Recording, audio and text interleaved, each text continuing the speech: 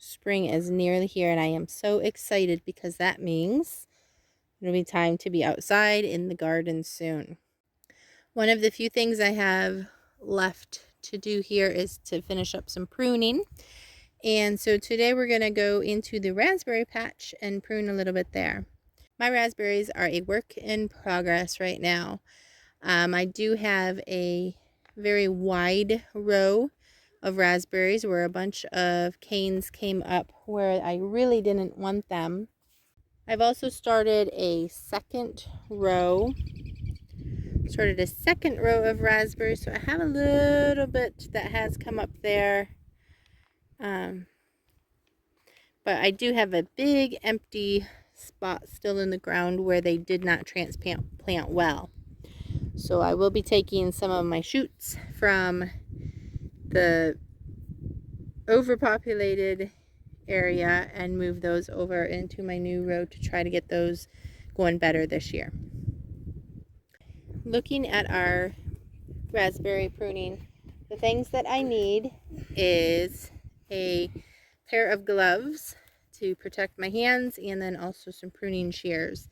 And I do tend to use the loppers because I can extend the handles out and go ahead and get out of the way of getting poked quite as much.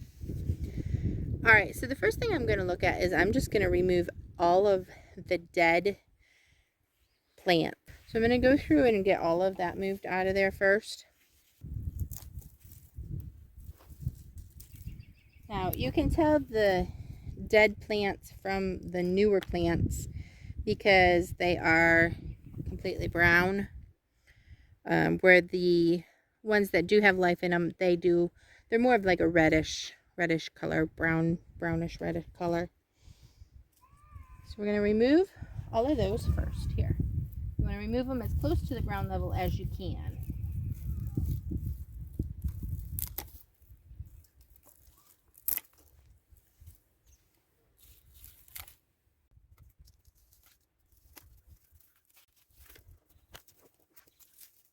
If something's busted over here too, I will remove that while I'm at it, just to get all of this extra stuff out of the way.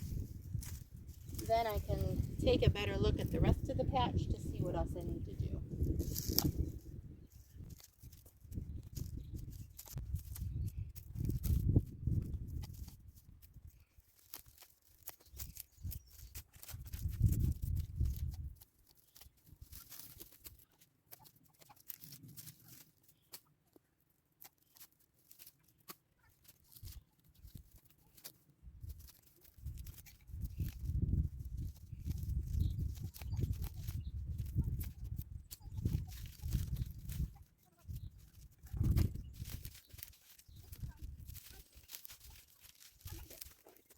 Okay, I think I got most of the dead stuff pulled out of there now.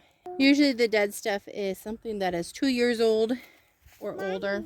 So I'm slowly trying to get the patch back into just that pathway there. And so I think by next year I should have it back contained to where it should be. The thing with raspberries is they are very prolific, and the roots will shoot out under the ground, and you'll have new plants that come up everywhere if you don't have some kind of way to contain them. You're always getting new plants started to replace the old ones that won't be bearing anymore. So that is a good thing. But it also, you do have to try to keep up with keeping them contained where you want them to be. So I'm looking at all of the flora canes. These would be the canes that produced last year for me. And I'm going to trim them down. So I'm going to remove all of the old berry stems and everything off of the top of those and get those all nice and cleaned up. And then this spring we will start to see a lot of shoots coming out of the ground for new canes. Those new canes will produce in the fall for me, and the existing canes here will go ahead and produce like an earlier spring, early summer crop. Now I'm going to go ahead and start trimming off the top of these existing canes.